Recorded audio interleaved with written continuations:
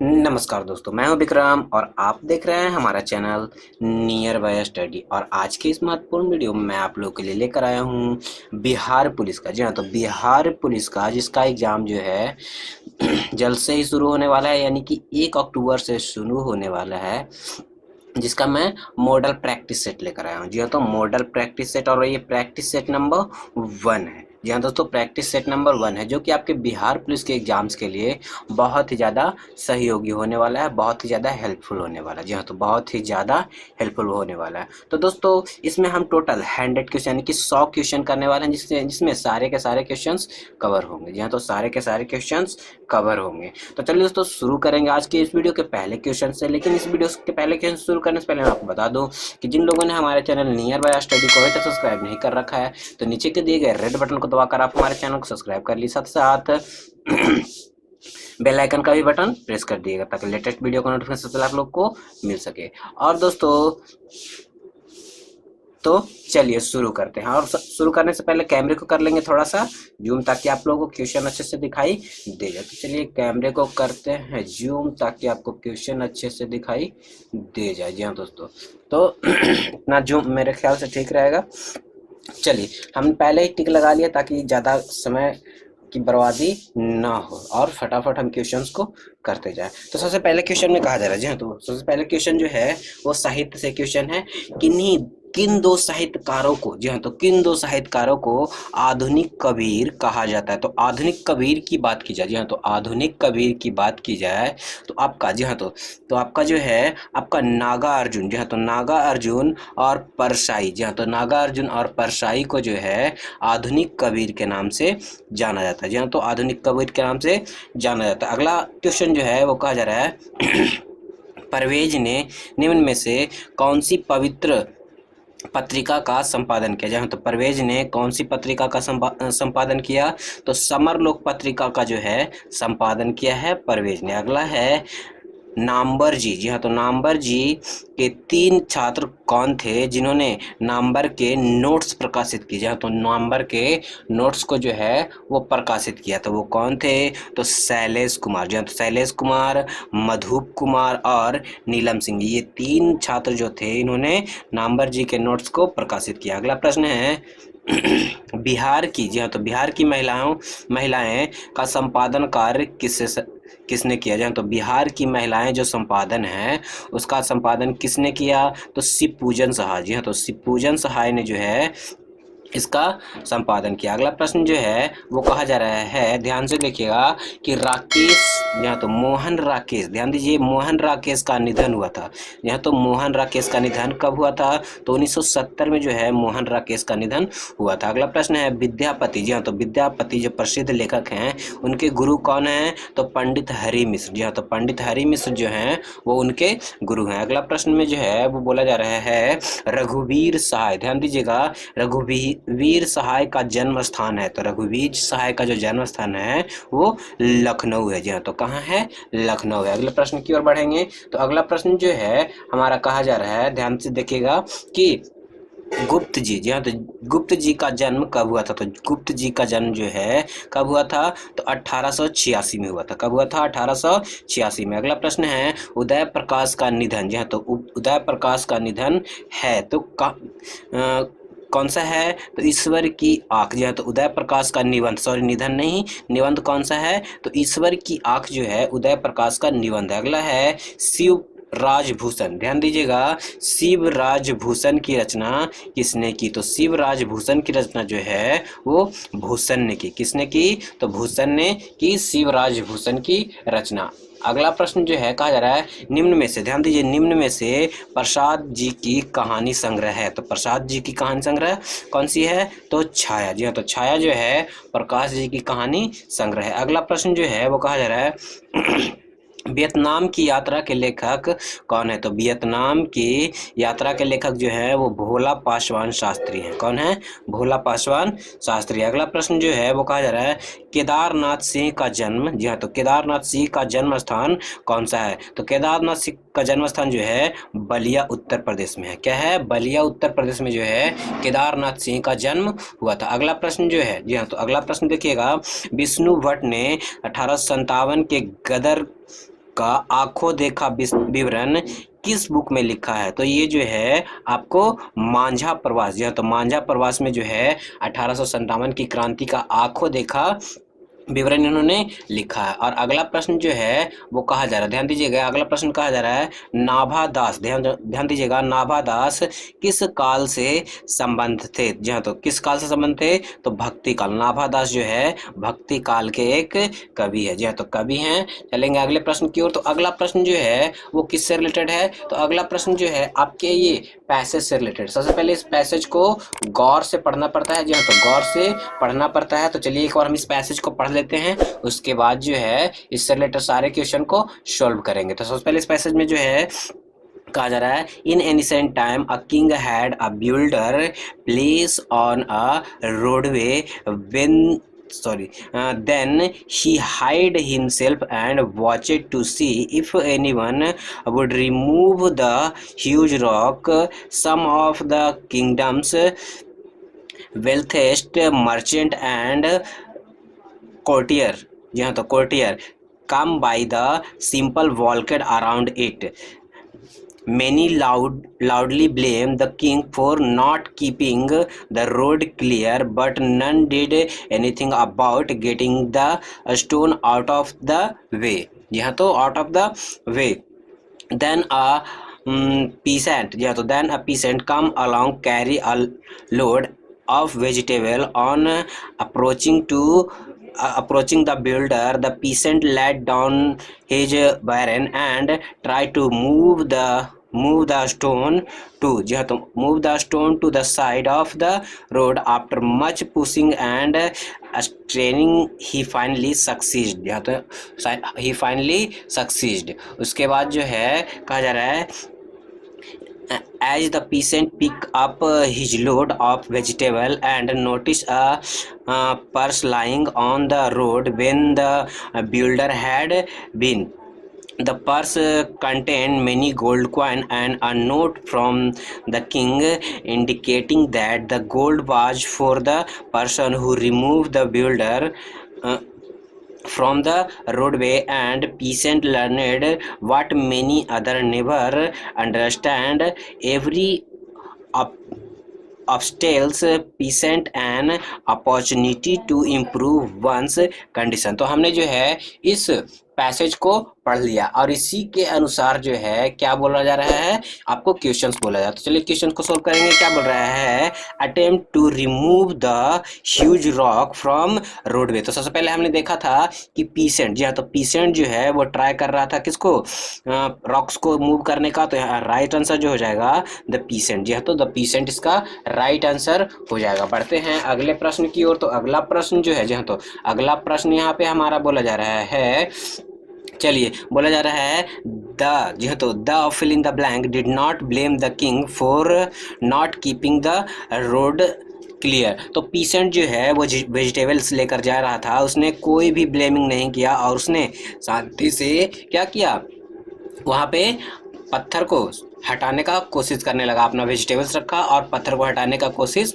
करने लगा। उसके बाद जो है the peasant succeed to push the huge rock way from the road. जी हाँ, तो वे फ्रॉम द रोड कैसे वो सक्सेस हुआ, तो आफ्टर अ फ्यू अटेम्प्ट, इसने थोड़ी देर कोशिश किया और उसके बाद वो सक्सीड हो गया किस चीज़ में, पत्थर को हटाने में। अगला प्रश्न जो है कहा जा रहा है the peasant remove the builder. जी हाँ, तो the peasant the remove the builder यानी कि boulder without expecting any return. जी हाँ, तो किसी भी प्रकार का रिटर्न, किसी भी प्रकार का रिवॉर्ड के बिना जो है उसने क्या किया, उस स्टोन को, उस पत्थर को रोड से हटाया। उसके बाद जो है अगला प्रश्न में बोला जा रहा है which of the following is not a part of summary. तो ये जो है किस, कौन सा पार्ट जो है वो समरी का पार्ट नहीं है, तो exact word from the text. जी हाँ, तो exact word from the text जो है समरी का पार्ट नहीं है। अगला प्रश्न में जो बोला जा रहा है which of the following is not written by Munshi Premchand. तो कौन जो है मुंशी प्रेमचंद के द्वारा लिखा नहीं गया है,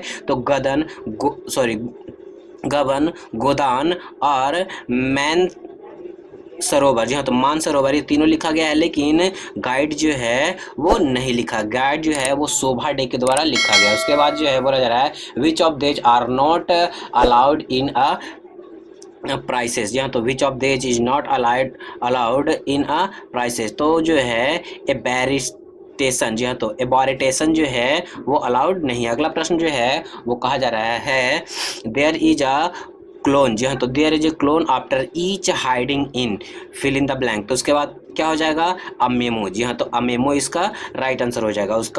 उसके बाद जो है अगले क्वेश्चन की ओर बढ़ेंगे। तो अगला क्वेश्चन जो बोला जा रहा है हाउ वुड यू जी हाँ, तो how would you plan to link the paragraph to each other an easy writing जी हाँ, तो एन एसे राइटिंग, तो इसका राइट आंसर जो हो जाएगा क्या हो जाएगा making sure that each paragraph link to conclusion जी हाँ, तो कोई भी ऐसे लिखते हैं तो सभी जो पैराग्राफ लिखते हैं वो क्या होना चाहिए एक दूसरे से रिलेटेड होना चाहिए। क्या होना चाहिए एक दूसरे से रिलेटेड होना चाहिए। बढ़ते हैं अगले प्रश्न की ओर। तो अगला प्रश्न में जो बोला जा रहा है what is the other pen name of Munshi Premchand, तो मुंशी प्रेमचंद जी का जो है अदर नेम यानी कि दूसरा नाम जो है वो क्या है, तो मुंशी प्रेमचंद का जो दूसरा नाम है वो क्या है नवाब राय जी हाँ, तो नवाब राय जो है मुंशी प्रेमचंद जी का दूसरा नाम है या फिर उनका अलग नाम है। पढ़ेंगे अगले प्रश्न की ओर। तो अगला प्रश्न जो है हमारा क्या बोला जा रहा है, तो अगले प्रश्न में जो है वो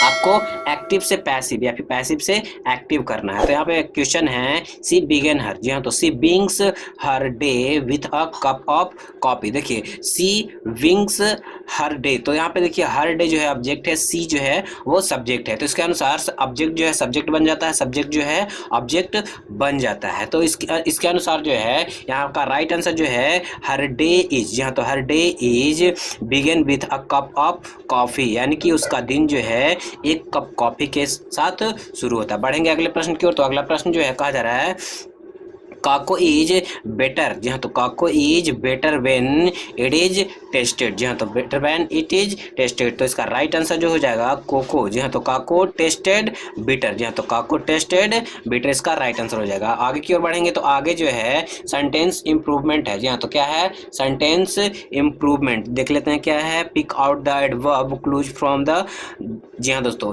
यहाँ पे जो है सेंटेंस इंप्रूव करना है या फिर जिसमें जो गलत पार्ट है उसको चूज करना है। तो यहाँ पे दिया हुआ है द ट्री इज जी हाँ, तो the tree is so tall जी हाँ, तो सो टैल एन ओल्ड जी हाँ, तो the an old can't climb it up जी हाँ, तो कांट क्लाइम इट अप, तो यहाँ पे जो गलत वाला पार्ट है ध्यान दीजिएगा, यहाँ पे जो गलत वाला पार्ट हो जाएगा वो that N old can't climb it up, ये वाला हो जाएगा आपका इंप्रूवमेंट वाला पार्ट। बढ़ेंगे अगले प्रश्न की ओर। तुम्हारा अगला प्रश्न जो है जी हाँ, तुम्हारा अगला प्रश्न जो है बोला जा रहा है हाउ ओवर जी हाँ, तो how ever hard she may work she will not succeed, तो यहाँ पे हाउ एवर हैड सी में जी हाँ, तो how ever had hard she may work, ये जो है इंप्रूवमेंट वाला पार्ट हो जाएगा। बढ़ेंगे अगले प्रश्न की ओर। तुम्हारा अगला प्रश्न जो है वो क्या कहा जा रहा है, तो आपको बोला जा रहा है combine the given simple sentence into a complex sentence with the help of given alternative जी हाँ, तो इस अल्टरनेटिव का यूज करके कॉम्प्लेक्स सेंटेंस बनाना है। यहाँ पे दिया हुआ है यू ऑलवेज डिस्टर्ब मी जी हाँ, तो you always disturb me I can't work जी हाँ, तो आई कांट वर्क, तो इसका राइट आंसर जो हो जाएगा as you always disturb me जी हाँ, तो as you always disturb me I can't work जो हो जाएगा ये जो है अल्टरनेटिव इसका आंसर हो जाएगा। अगला प्रश्न जो है वो एक मैथ का प्रश्न है। मैथ के प्रश्न में बोला जा रहा है आंकड़ों का माध्य 44 आंकड़ों का माध्य होगा, तो सबसे पहले माध्य निकालने का जो फॉर्मूला होता है जी हाँ, तो ध्यान दीजिएगा माध्य निकालने का जो फॉर्मूला होता है तो माध्य बराबर जी हाँ, तो सबसे पहले देखिए माध्य बराबर होता है जी हाँ, तो माध्य बराबर होता है पदों का योग जी हाँ, तो पदों का योग प्लस पदों की संख्या जो है माध्य निकालने का फॉर्मूला। तो सबसे पहले इन सभी का जो हम ऐड करेंगे क्या करेंगे, इन सभी का जब हम ऐड करेंगे तो 500 हो जाएगा। कितना हो जाएगा 500, और पदों की संख्या देख लेते हैं 1 2 3 4 5 6 7 8 9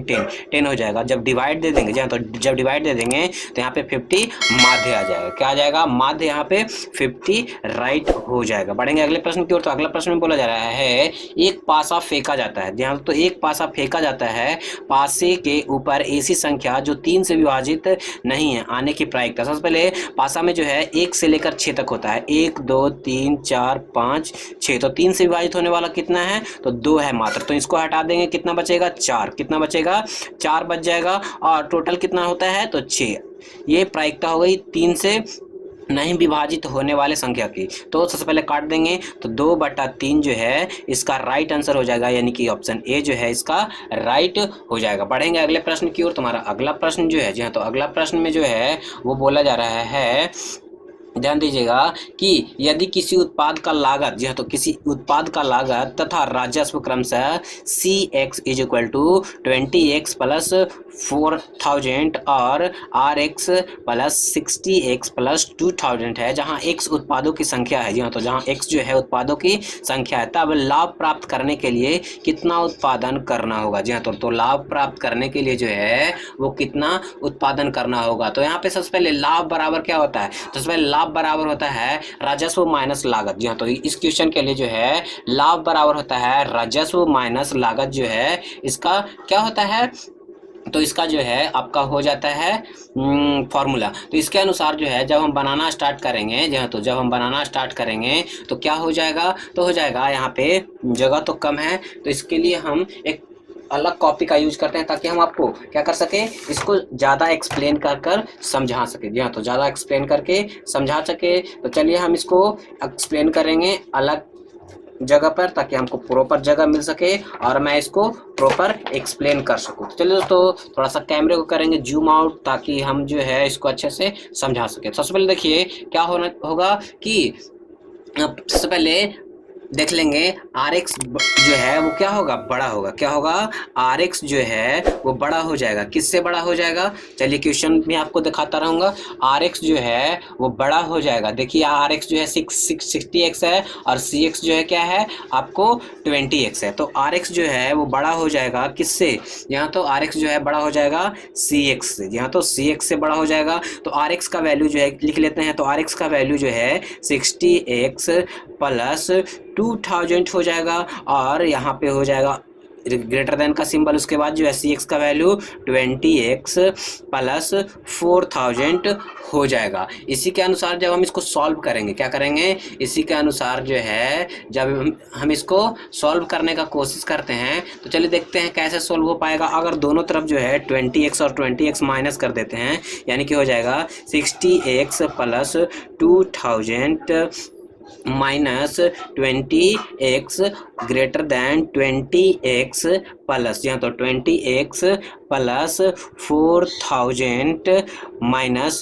20x। अब हमने इसको क्यों किया, क्योंकि समीकरण को, जी हाँ, तो समीकरण को जो है बैलेंस करना था। क्या करना था, बैलेंस करना था, इसीलिए हम लोगों ने क्या कर लिया, इसमें 20x माइनस कर लिया। ध्यान से देखिए यहाँ 20x से, जी हाँ, तो 20x से जो है 20x खत्म हो जाएगा, और इधर बच जाएगा कितना 40x। क्या हो जाएगा 40x प्लस 2000 ग्रेटर देन 4000, यहाँ तो ग्रेटर देन 4000 हो जाएगा। उसके बाद हम लोग क्या करेंगे, उसके बाद जो है अब हम लोग क्या करेंगे, इसमें जो है 2000 माइनस कर लेंगे। क्या कर लेंगे, 2000 दोनों तरफ माइनस कर लेंगे, यानी कि 40x, यहाँ तो 40x प्लस 2000, यहाँ तो 2000 माइनस 2000 दोनों तरफ माइनस करेंगे, ताकि जो है हमारा समीकरण बैलेंस रहे। और इधर भी हो जाएगा 4000 माइनस 2000, जहाँ तो 2000, उसके अनुसार जो है 40x, जहाँ तो 40x हो जाएगा 2000 से 2000 यहाँ पे कैंसिल हो जाएगा। उसके बाद ग्रेटर देन यहाँ पे हो जाएगा 2000, 4000 में 2000 घट जाएगा तो हो जाएगा 2000। इसके बाद जो है हम लोग क्या करेंगे, इसके बाद जो है ग्रेटर देन में हम लोग 40 से डिवाइड दे देंगे। क्या कर देंगे, 40 से डिवाइड देंगे, यानी कि ये 40 जो है इस तरफ चल जाएगा डिवाइड में, यानी कि हो जाएगा x = 2000 डिवाइडेड बाई आपको क्या हो जाएगा 40। अगर कट करेंगे तो कितना हो जाएगा 50 हो जाएगा। कितना हो जाएगा 50, यानी कि x का जो वैल्यू है कितना आ गया आपका 50 आ गया। कितना आ गया x का वैल्यू 50 जो है आ गया आपका राइट। तो यानी कि इसका राइट आंसर जो हो जाएगा वो क्या हो जाएगा 50 हो जाएगा। तो चलिए ऑप्शन कौन सा ऑप्शन है, तो ऑप्शन ए जो है इसका राइट हो जाएगा। क्या हो जाएगा, ऑप्शन ए जो है वो राइट हो जाएगा। कैमरे को थोड़ा सा जूम कर लेते हैं ताकि हम आपको दिखा सके। उसके बाद जो है हमारा साइन साइन 75 का वैल्यू पूछा जा रहा है। तो साइन 75 का वैल्यू क्या होता है? तो साइन 75 का वैल्यू जो है वो क्या होता है, आपको चाहे तो आप डायरेक्टली निकाल सकते हैं या फिर इसको अलग अलग फॉर्मेशन में बना करके हम निकाल सकते हैं। जी हाँ, तो अलग अलग फॉर्मेशन में बनाकर निकाल सकते हैं। तो साइन 75 का वैल्यू जो है डायरेक्टली कितना होता है, √3 + 1। जी हाँ, तो √3 + 1 डिवाइडेड बाई 2√2 होता है। जी हाँ, तो 2√2 होता है। अब कैसे होता है, तो चलिए हम इसको निकाल कर दिखाते हैं आपके कॉपी पे। तो कैसे निकाल कर दिखाएंगे, तो सबसे पहले देखिए क्या करना होगा, थोड़ा सा कैमरे को जूम आउट कर लेंगे। सबसे पहले क्या क्या करेंगे इसमें, सबसे पहले जो है साइन 75 है। जी हाँ, तो साइन 75 को इसको हम लोग कैसे लिख सकते हैं, तो साइन 75 पहले लिखते हैं। साइन 75 को जो है कैसे लिख सकते हैं, तो साइन 75 को लिख सकते हैं हम लोग साइन, जी हाँ, तो साइन 45। जी हाँ, तो 45 + 30 लिख सकते हैं। जी हाँ, तो 45 + 30। जी हाँ, तो ऐसे लिख सकते हैं। अब या तो यहाँ पे, जी हाँ, तो या तो यहाँ पे हम वैल्यू पुट करेंगे या तो इसके अनुसार जो है फॉर्मूला लिखेंगे। क्या लिखेंगे, फॉर्मूला, यानी कि साइन a + b का फॉर्मूला क्या होता है, साइन a + b का फॉर्मूला होता है साइन a। जी हाँ, तो sine a × cos a + cos a × sine b होता है। चलिए पुट कर लेते हैं। तो फॉर्मूले के अनुसार जो हो जाएगा साइन, जी हाँ, तो साइन 45 × कॉस, जी हाँ, तो इंटू कॉस 30। जी हाँ, तो कॉस 30 हो जाएगा और उसके बाद प्लस में हो जाएगा कॉस। जी हाँ, तो कॉस 45। जी हाँ, तो कॉस 45 × साइन। जी हाँ, तो साइन 30 यहाँ पे हो जाएगा। अब यहाँ पे क्या करेंगे, साइन 45 और कॉस 30 और कॉस 45 और साइन 30 का जो है हम लोग वैल्यू पुट कर लेंगे। चलिए वैल्यू पुट करते हैं। तो साइन 45 का वैल्यू 1/√2 होता है और साइन 30 का वैल्यू जो है √3/2 होता है। उसके अनुसार जो है आगे पुट करेंगे। यहाँ होता है 1/√2 और इसका होता है 1/2 होता है। चलिए इसको देखेंगे। तो अगर हम गुना करते हैं तो क्या हो जाएगा, √3/2√2 हो जाएगा प्लस 1/ क्या हो जाएगा, 2√2 हो जाएगा। यहाँ जब एलसीएम लेंगे, जी हाँ, तो जब एलसीएम लेंगे तो क्या हो जाएगा,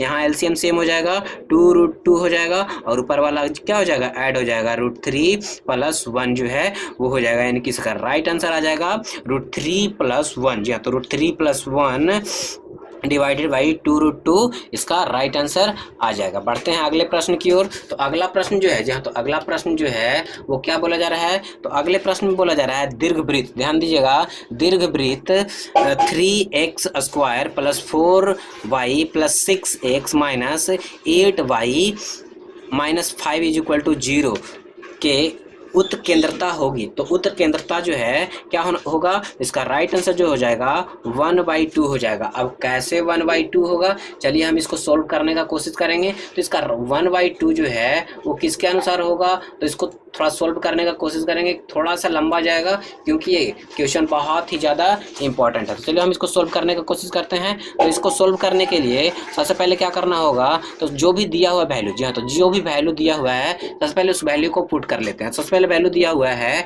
आपका, क्या दिया हुआ है एक बार देख लेते हैं।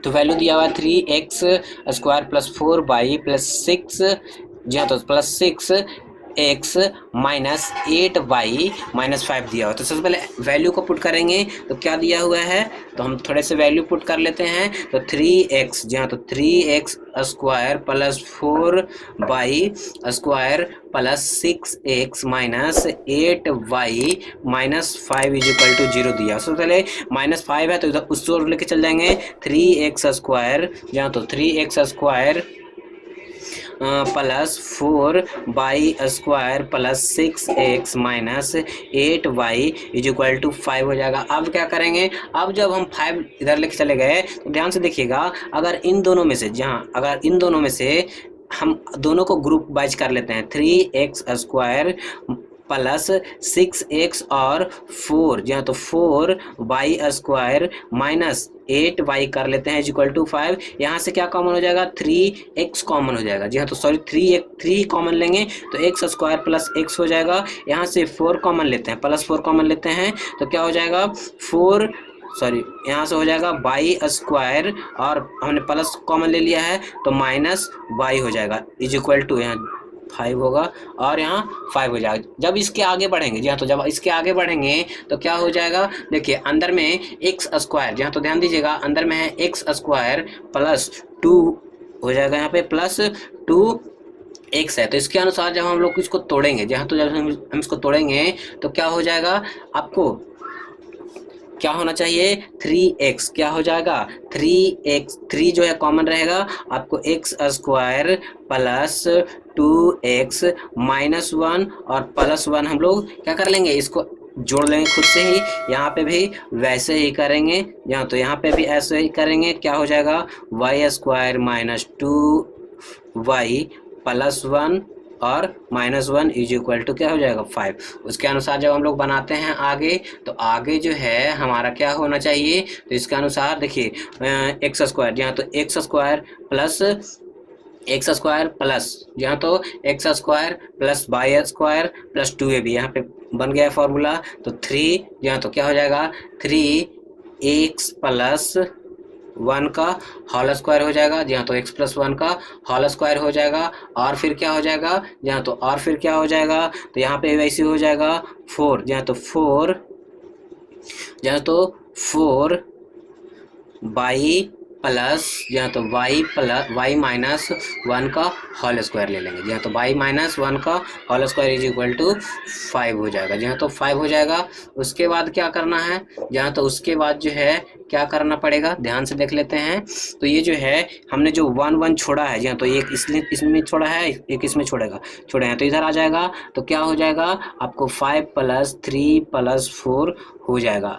आगे बढ़ते हैं, तो आगे जो है क्या हो जाएगा, इसके अनुसार जो है वो फार्मूले पे लेके जाएंगे। तो यहाँ देखिए 5 3 8 4 12 हो जाएगा, जी हाँ, तो 8 4 12 और 12 इधर आ जाएगा डिवाइड में, यानी कि हो जाएगा, क्या हो जाएगा इसके अनुसार, तो आपको 3x प्लस 1 का होल स्क्वायर डिवाइडेड बाई 12 हो जाएगा, दोनों में डिवाइड होगा, और प्लस 4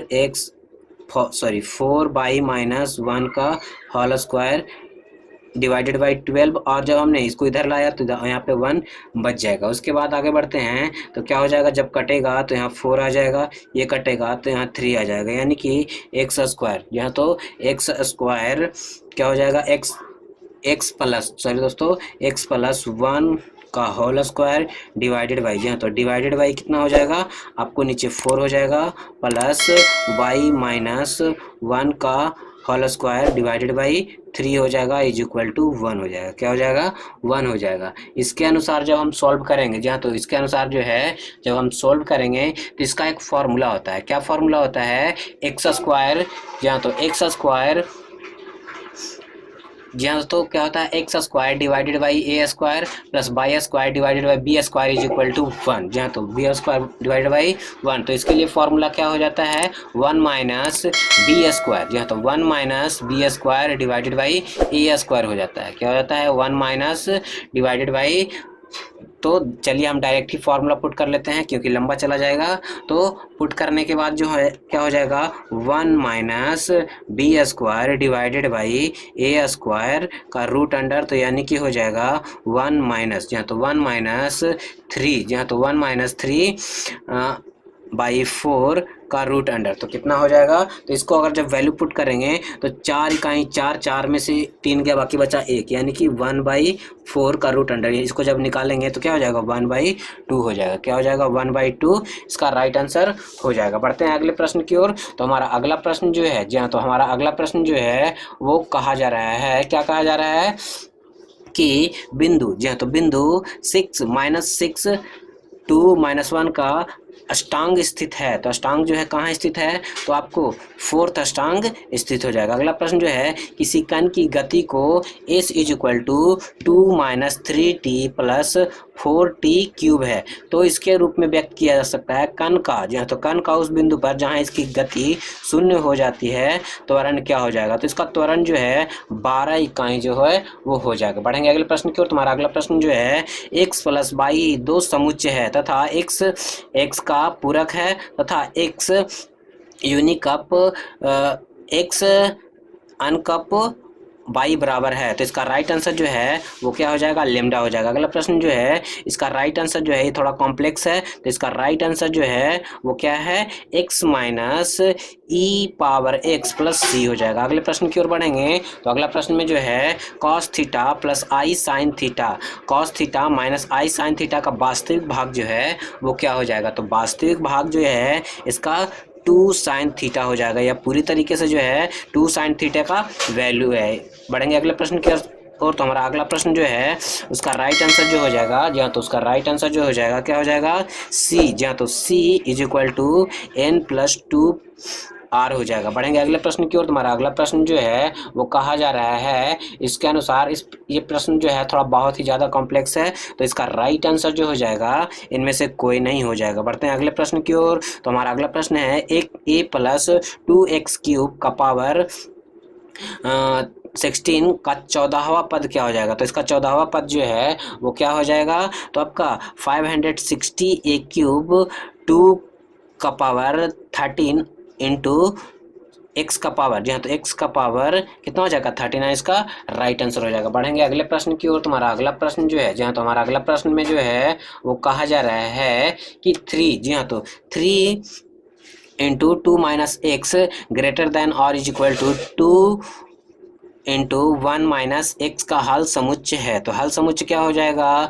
तो माइनस, जहाँ तो माइनस इन्फिनिटी, जहाँ तो माइनस इन्फिनिटी और 4 इसका राइट आंसर हो जाएगा। बढ़ेंगे अगले प्रश्न की ओर, तुम्हारा अगला प्रश्न है a और b का बुलियन व्यंजक होगा, तो बुलियन व्यंजक जो है a plus b is equal to x हो जाएगा। बढ़ेंगे अगले प्रश्न की ओर, तुम्हारा अगला प्रश्न है पृथ्वी को, जहाँ तो पृथ्वी की भू पर पट्टी पर पाए जाने वाले तत्वों की प्रतिशतता मात्रा के आधार पर कितने, जहाँ तो निम्न में से सही आरोही क्रम है, तो सही आरोही क्रम की बात की जाए तो यहाँ पे जो है ऑक्सीजन, जहाँ तो सबसे पहले जाता है ऑक्सीजन, सिलिकॉन, एल्युमिनियम और आयरन, इसका राइट आंसर जो है क्या हो जाएगा, राइट आंसर बी हो जाएगा। बढ़ेंगे अगले प्रश्न की ओर, तुम्हारा अगला प्रश्न में जो है बोला जा रहा है सुनामी आने का प्रथम संकेत माना जाता है। सुनामी आने का प्रथम संकेत क्या माना जाता है, तो तटीय क्षेत्रों में पानी के स्तर में तेजी से होने वाली कमी, जहाँ तो सुनामी तभी आएगा यानी कि आने का संकेत जो है वो तटीय क्षेत्र में सबसे पहले पानी की कमी होने लगेगा। अगला प्रश्न जो है कहा जा रहा है निम्न में से कौन सा अपक्षय, जी हाँ, तो ध्यान दीजिएगा,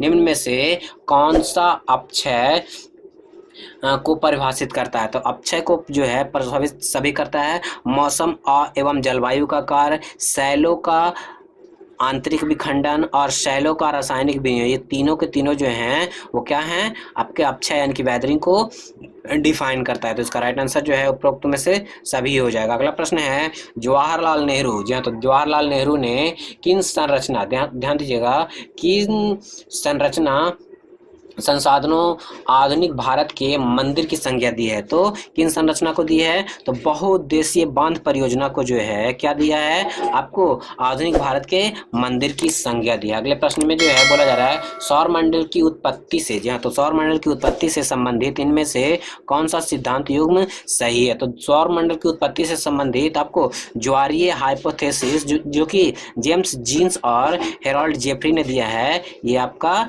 सही माना जाता है। अगले प्रश्न की ओर जब बढ़ेंगे, अगले प्रश्न में बोला जा रहा है निम्न में से, जहाँ तो ध्यान दीजिएगा, निम्न में से किसे राष्ट्र का आर्थिक बैरोमीटर कहा जाता है, तो राष्ट्र का आर्थिक बैरोमीटर जो है विदेशी व्यापार को कहा जाता है। अगले प्रश्न में जो है कहा जा रहा है निम्नलिखित में से कौन सी तरंग केवल ठोस पदार्थ के माध्यम से ही विचरण करती है, तो ठोस पदार्थ के माध्यम से विचरण करने वाली तरंग जो है वो इस तरंग है, यानी कि इस वेव जो है वो सॉलिड में क्या कर सकती है, आपको ट्रेवल कर सकती है। बढ़ेंगे अगले प्रश्न की ओर, तुम्हारा अगला प्रश्न जो है वो कहा जा रहा है, जी हाँ, तो हमारा अगले प्रश्न में कहा जा रहा है निम्न में से कौन सा अर्थ सतत पोषणीय विकास को सही रूप से स्पष्ट करता है, तो यहाँ पे जो है पर्यावरण की दृष्टि का विकास जो है वो सही ढंग से इसको क्या करता है, स्पष्ट करता है। अगला प्रश्न में जो है कहा जा रहा है भारतीय संविधान के अनुसार संपत्ति का अधिकार है, तो संपत्ति का अधिकार जो है विधि का अधिकार है, क्या है, विधि का अधिकार है, और इसको 300, जी हाँ, तो आर्टिकल 300 के का या फिर 300 के ए में जो है वो रखा गया है, किस आर्टिकल में, 300 के क में रखा गया। अगला जो है कहा जा रहा है पटना उच्च न्यायालय की स्थापना कब हुई थी, जी हाँ, तो कब हुई थी या फिर कब की गई थी, तो 3 फरवरी 1916 को जो है पटना उच्च न्यायालय की स्थापना की गई थी। अगला प्रश्न है पंचायती राज, ध्यान दीजिएगा, पंचायती राज व्यवस्था का निम्न में से किसमें उल्लेख है? तो पंचायती राज व्यवस्था का समवर्ती सूची में जो है उल्लेख मिलता है। अगले प्रश्न में जो है निम्न में से कौन सा सार्वजनिक व्यय पर संसदीय नियंत्रण का अंग नहीं है? तो संसदीय नियंत्रण का कौन सा अंग नहीं है? तो भारत का नियंत्रक एवं लेखा परीक्षक जो है वो संसदीय नियंत्रण का अंग नहीं है, ये संसद से बाहर है। अगला प्रश्न में जो है बोला जा रहा है भारतीय संघवाद में विविधताओं में एकता को प्रोन्नत करने हेतु निम्नलिखित में से किन संस्थाओं या तो किन संस्थानों का आवश्यक माना जाता है? तो किसको? तो सभी को जो है आवश्यक माना जाता है इसमें।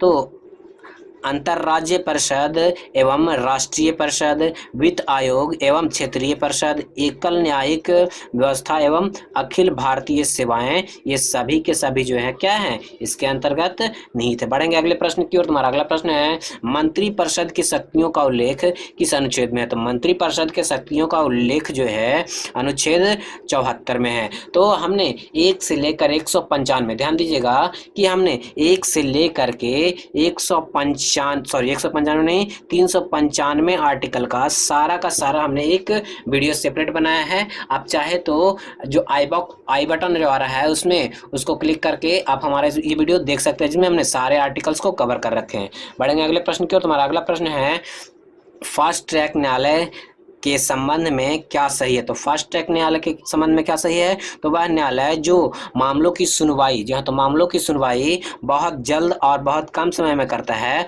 वो फास्ट ट्रैक न्यायालय कहलाता है। बढ़ेंगे अगले प्रश्न की ओर। तुम्हारा अगला प्रश्न जो है वो कहा जा रहा है बिंदु रेखीय चित्र, ध्यान दीजिएगा बिंदु रेखीय चित्र यानी कि बारंबारता आरेख का प्रकार नहीं है। तो आवृत्ति पाई चित्र जो है वो बारंबारता आलेख का क्या है?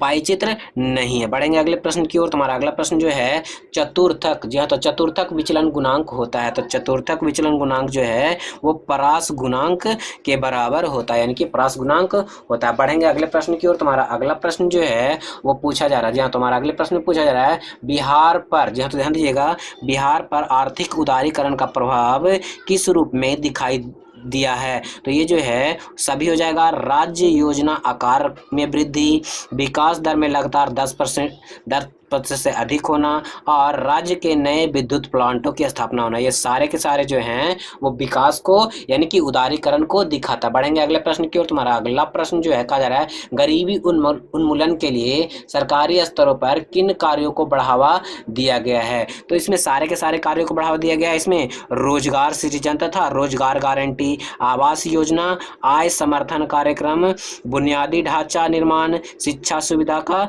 विस्तार, ये सारे के सारे कार्यों को बढ़ावा दिया गया। बढ़ेंगे अगले प्रश्न की ओर। तुम्हारा अगला प्रश्न है भारत के किस राज्य में सर्वाधिक विशेष आर्थिक क्षेत्र हैं? तो सर्वाधिक आर्थिक क्षेत्र की बात की जाए तो तमिलनाडु में जो है सर्वाधिक आर्थिक क्षेत्र विस्तृत है। अगले प्रश्न की ओर बढ़ेंगे तो अगला प्रश्न है निम्न से कौन उदारीकरण, निजीकरण एवं वैश्वीकरण के सकारात्मक प्रभाव में शामिल नहीं है? तो अगर शामिल नहीं की बात की जाए तो ये जो है कृषि की उपेक्षा जो है इसमें शामिल नहीं है। बढ़ेंगे अगले प्रश्न की ओर। तुम्हारा अगला प्रश्न जो है कहा जा रहा है निम्न में से आर्थिक कल्याण की सर्वोत्तम माप कौन सी है? तो आर्थिक कल्याण की सर्वोत्तम माप जो है वो शुद्ध राष्ट्रीय उत्पाद यानी कि NNP जो है वो सर्वोत्तम माप है। बढ़ेंगे अगले प्रश्न की ओर। तुम्हारा अगला प्रश्न जो है औजारों, जी हाँ, तो औजारों की प्रकृति के आधार पर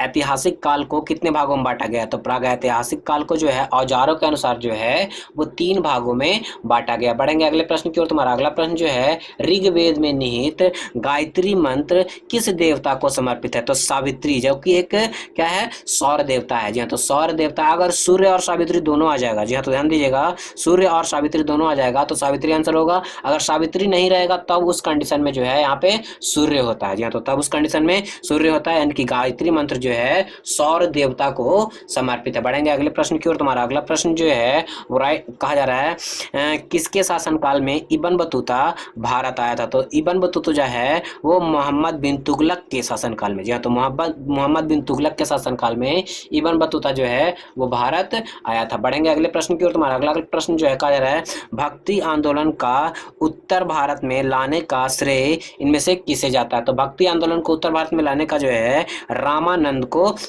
श्रेय जाता है। अगला प्रश्न जो है, वर्ष 1917 में चंपारण सत्याग्रह किस किस राज्य में प्रारंभ हुआ था? तो चंपारण जो है बिहार में है। कहाँ है? बिहार में जो है। और ये इसको शुरू करने वाले, जी हाँ, तो इसको शुरू करने वाले कौन थे? तो हमारे गांधी जी, महात्मा गांधी जो है 1917 में चंपारण में सबसे पहले इन्होंने सत्याग्रह शुरू किया था। अगर प्रथम सत्याग्रह की बात की जाए तो गांधी जी ने प्रथम सत्याग्रह जो है वो साउथ अफ्रीका में किया था। बढ़ेंगे अगले प्रश्न की ओर। तुम्हारा अगला प्रश्न जो है वो कहा जा रहा है कि नवीवाद का उदय सर्वप्रथम कहाँ हुआ? तो नवीवाद का, यहाँ पे नाजीवाद होना चाहिए, नवीवाद नहीं होना चाहिए, नाजीवाद होना चाहिए। जी हाँ, तो नाजीवाद, तो नाजीवाद का सर्वप्रथम उदय कहाँ हुआ? तो जर्मनी में हुआ। तो जर्मनी में किसने किया? हिटलर ने किया। जी हाँ, तो जर्मनी में हिटलर ने जो है नाजीवाद का उदय किया। अगला प्रश्न जो है, प्रथम विश्व युद्ध के समय अमेरिकी राष्ट्रपति कौन थे? तो प्रथम विश्व युद्ध के समय अमेरिकी राष्ट्रपति जो है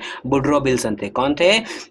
वुडरो विल्सन जो थे वो प्रथम राष्ट्रपति, जहाँ तो अमेरिका के राष्ट्रपति थे। बढ़ेंगे अगले प्रश्न की ओर। तुम्हारा अगला प्रश्न जो है, जहाँ तो हमारा अगला प्रश्न जो है वो बहुत ही ज़्यादा महत्वपूर्ण है। क्यों महत्वपूर्ण है? देख लेते हैं क्यों महत्वपूर्ण है। तो कहा जा रहा है, गुट निरपेक्ष आंदोलन का सर्वप्रथम सम्मेलन कहाँ हुआ था? गुट निरपेक्ष आंदोलन का सर्वप्रथम सम्मेलन जो है बेलग्रेड में हुआ था। कहाँ हुआ था? बेलग्रेड में हुआ था। बढ़ेंगे अगले प्रश्न की ओर। तुम्हारा अगला प्रश्न जो है वो कहा जा रहा है, प्रथम कोटि अभिक्रिया में, जहाँ तो प्रथम कोटि अभिक्रिया में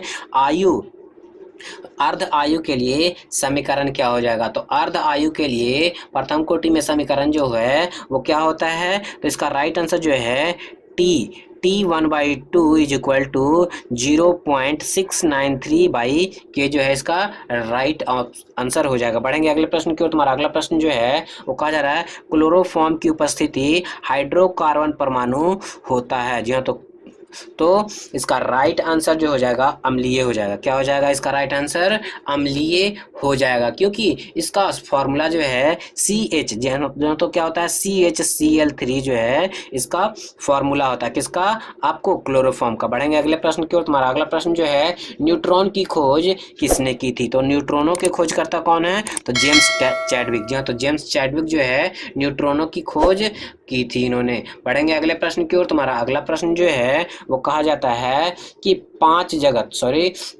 कहा जा रहा है, निम्न में से मोटी सतह निर्मित होती है। तो मोटी सतह निर्मित कैसे होती है? तो भौतिक अधिशोषण के द्वारा जो है वो क्या होता है? मोटी परत का निर्माण होता है। बढ़ेंगे अगले प्रश्न की ओर। तुम्हारा अगला प्रश्न है, 5 जगत वर्गीकरण। जी हाँ, तो 5 जगत वर्गीकरण किसने प्रस्तुत किया था? तो 5 जगत वर्गीकरण जो है आपको किसने? तो व्हिटकर ने। जी हाँ, तो व्हिटकर ने जो है प्रस्तुत किया। अगर व्हिटकर की बात की जाए तो इनका पूरा नाम जो है R.H. व्हिटकर है। क्या है? R.H. व्हिटकर जो है इनका पूरा नाम है। और इन्होंने कब किया था? तो ये जो है 1900, जी हाँ, तो 1969 ईस्वी में जो है 5 जगत वर्गीकरण प्रस्तुत किया था। बढ़ेंगे अगले प्रश्न की ओर। तुम्हारा अगला प्रश्न जो है वो कहा जा रहा है, बेलनाकार कोश की वृत्तीय मुख के व्यास का परितः घूर्णन त्रिज्या का मान कितना होता है? इसका राइट आंसर जो हो जाएगा वो √L²/3 + R²/2 इसका राइट आंसर हो जाएगा। अगला प्रश्न जो है कहा जा रहा है, पार्कस विधि द्वारा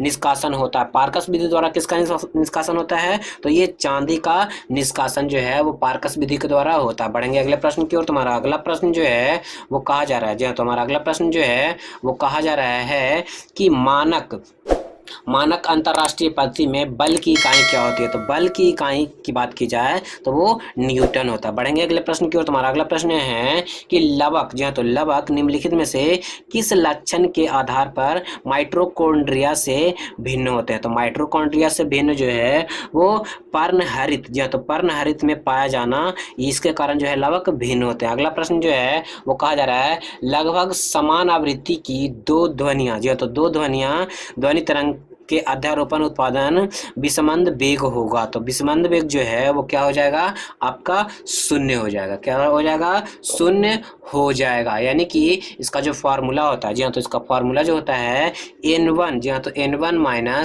N1, यानी कि विषमंद विस्पंद ध्वनि का जो फॉर्मूला होता है N1 माइनस N2, यानी कि N का आवृत्ति जो यहाँ पे क्या हो रहा है, उत्पन्न विषम आकृति, तो उत्पन्न जो होगा तब उसका आवृत्ति कितना हो जाएगा, शून्य हो जाएगा। कितना हो जाएगा, शून्य हो जाएगा, इसीलिए जो है उसका वैल्यू भी शून्य हो जाएगा। बढ़ेंगे अगले प्रश्न की ओर। तुम्हारा अगला प्रश्न है बंद परिवहन तंत्र किसमें पाया जाता है। तो बंद परिवहन तंत्र की बात की जाए तो आपके कशेरुकियों में, जहाँ तो कशेरुकियों में जो है ये बंद परिवहन तंत्र पाया जाता है। बढ़ेंगे अगले प्रश्न की ओर। तुम्हारा अगला प्रश्न जो है वो कहा जा रहा है एक आदर्श गैस का आयतन जो है 50 न्यूटन है। कितना है, 50 न्यूटन। नियत दाब 0.5 मीटर क्यूब का प्रसार होता है, तो गैस कृत क्या होगा। तो गैस कृत जो है वो क्या हो जाएगा। सबसे पहले आपको क्या क्या दिया हुआ है, तो आपको गैस का आयतन दिया हुआ है और नियत दाब दिया हुआ है। तो इसके लिए अनुसार जो है इसका राइट आंसर जो हो जाएगा वो क्या हो जाएगा, सीधे तौर पे इन दोनों को मल्टीप्लाई कर देंगे। क्या कर देंगे, मल्टीप्लाई कर देंगे। यानी कि इसका फॉर्मूला होता है W इज इक्वल टू, जी हाँ, तो W इज इक्वल टू होता है आपको P यानी कि प्रेशर डेल्टा V, यानी कि डेल्टा का वैल्यू यहाँ पे क्या हो जाएगा, आपको मल्टीप्लाई हो जाएगा, और V यानी कि डेल्टा V का मतलब जो है आपको क्या होना चाहिए, इसके अनुसार जो है इसका वैल्यू जो है वो जो दिया हुआ है नियत दाब, यही इसका वैल्यू होता है। जब दोनों को मल्टीप्लाई कर देंगे यानी कि 50 मल्टीप्लाई 0.5 को मल्टीप्लाई करेंगे कितना हो जाएगा, तो 50 जूल इसका, सॉरी 50 नहीं 25 जूल जो है इसका राइट आंसर हो जाएगा। मल्टीप्लाई करने पे ये आधा हो जाएगा। अगला प्रश्न जो है कहा जा रहा है निम्नलिखित में से सबसे कम क्षारीय या तो सबसे कम क्षारीय कौन है। तो Be, जहाँ तो Be जो है वो क्या है, सबसे कम क्षारीय है। बढ़ेंगे अगले प्रश्न की ओर। तुम्हारा अगला प्रश्न जो है निर्वात, जहाँ तो निर्वात की विद्युतशीलता का मात्रक क्या है। तो निर्वात की विद्युतशीलता का मात्रक जो है वो कूलम स्क्वायर न्यूटन इनवर्स 1 और मीटर इनवर्स 1 जो है वो निर्वात की विद्युतशीलता का मात्रक है। अगला प्रश्न जो है वो कहा जा रहा है निम्न में से कौन सा सहसंयोजिक हाइड्रोकार्बन नहीं है। तो हाइड्रो नहीं है, तो इसका राइट आंसर जो है NaH जो है इसका राइट आंसर हो जाएगा। बढ़ेंगे अगले प्रश्न की ओर। तुम्हारा अगला प्रश्न जो है, जी तुम्हारा अगला प्रश्न जो है वो बताया जा रहा है कि न्यूक्लिएट, जहाँ तो न्यूक्लियोटाइड त्रिक तथा अमीनो अम्ल के मध्य संबंध कहलाता है। तो अमीनो अम्ल के मध्य संबंध क्या कहलाता है, तो आनुवंशिक कोड जो है ये कहलाता है। बढ़ेंगे अगले प्रश्न की ओर। तुम्हारा अगला प्रश्न जो है, जी हाँ, तुम्हारा अगला प्रश्न में जो है कहा जा रहा है एकल जीन, जी हाँ, तो जब एकल जीन जब एक से अधिक गुणों का निर्धारण नियमन करे तब जीन क्या कहलाती है। तो तब जो है वो बहुप्रभावी जीन कहलाती है। अगला प्रश्न जो है वो कहा जा रहा है एक लंबे धारावाही चालक तार जिसमें 1 एम्पियर की धारा बह रही है से r दूरी पर चुंबकीय क्षेत्र तीव्रता 0.4 टेस्ला है, तो 2r दूरी, जी हाँ, तो 2r दूरी पर तीव्रता क्या हो जाएगी। तो सबसे पहले देख लीजिए 2r दूरी पर जो है वो तीव्रता क्या हो जाएगी, तो 2r दूरी पर जो है वो तीव्रता बढ़ जाएगी, क्या हो जाएगी कि घट जाएगी। तो जो है दूरी क्या हो जाएगी, तो घट जाएगी, यानी कि 2r जितनी दूरी बढ़ेगी उतनी जो है तीव्रता कम जाएगी, यानी कि इसका राइट आंसर जो है वो 0.2 टेस्ला हो जाएगा। अगला प्रश्न जो है रेशम कीट का पालन को क्या कहते हैं। तो रेशमी कीट के पालन को सेरीकल्चर कहते हैं। अगला प्रश्न में जो है कहा जा रहा है निम्न में से NaND गेट को प्रदर्शित करता है। तो कौन जो है NaND गेट को प्रदर्शित करता है, तो यहाँ पे जो है ए ऑप्शन जो है वो प्रदर्शित करता है। बढ़ेंगे अगले प्रश्न की ओर। तुम्हारा अगला प्रश्न है बेकिंग सोडा है, यानी कि बेकिंग सोडा का रासायनिक सूत्र क्या है, तो NaHCO3, जी हाँ, तो NaHCO3 वो बेकिंग सोडा का क्या है, रासायनिक सूत्र है, यानी कि इसको सोडियम बाइकार्बोनेट कहा जाता है। क्या कहा जाता है, सोडियम बाइकार्बोनेट कहा जाता है। अगला प्रश्न जो है वो कहा जा रहा है 1 मीटर इज इक्वल टू 10⁻3, जी हाँ, तो 1 मीटर इज इक्वल टू 10⁻3, यानी कि 10⁻3 का मात्रक क्या होता है, तो इसको जो है मिलीमीटर कहा जाता है। क्या कहा जाता है, मिलीमीटर कहा जाता है। बढ़ेंगे अगले प्रश्न की ओर। तुम्हारा अगला प्रश्न है हाइड्रोजन तत्व का वर्ग है, जी हाँ, तो हाइड्रोजन तत्व का वर्ग कौन कौन सा है? तो हाइड्रोजन तत्व का वर्ग जो है वो 17 है। अगला प्रश्न है, उच्च आवृत्ति तरंगों पर संदेश सिग्नल के अध्यारोपण की प्रक्रिया क्या कहलाती है? तो मॉड्यूलन। जी हाँ, तो मॉड्यूलन जो है वो कहलाती है। अगला प्रश्न जो है इस वीडियो का सबसे लास्ट प्रश्न कहा जा रहा है, निम्नलिखित में से कौन सी स्तनी संकटग्रस्त नहीं है? तो कौन सी स्तनी संकटग्रस्त नहीं है? तो नीलगाय जो है वो संकटग्रस्त नहीं है। तो दोस्तों आप लोग बताइए। जी हाँ, तो आप लोग बताइए आज का ये वीडियो आपको यानी कि प्रैक्टिस सेट नंबर 1 आप लोगों को कैसा लगा? अगर अच्छा लगा हो, जी हाँ, तो अगर अच्छा लगा हो तो इस वीडियो को लाइक कर दीजिए और ज़्यादा लोगों को शेयर भी जरूर कर दीजिए। और जिन लोगों ने हमारे चैनल नियर बाय स्टडी को अभी तक सब्सक्राइब नहीं कर रखा है तो नीचे के दिए गए रेड बटन को दबाकर आप हमारे चैनल को सब्सक्राइब कर लीजिए, साथ साथ बेल आइकन को भी प्रेस कर दीजिएगा ताकि लेटेस्ट वीडियो का नोटिफिकेशन पहले आप लोगों को मिल सके। तो आज के वीडियो में बस इतना ही, जल्द ही मिलते हैं। जी हाँ, तो जल्द ही मिलते हैं हम लोग प्रैक्टिस सेट नंबर 2 के साथ। तब तक के लिए नमस्कार।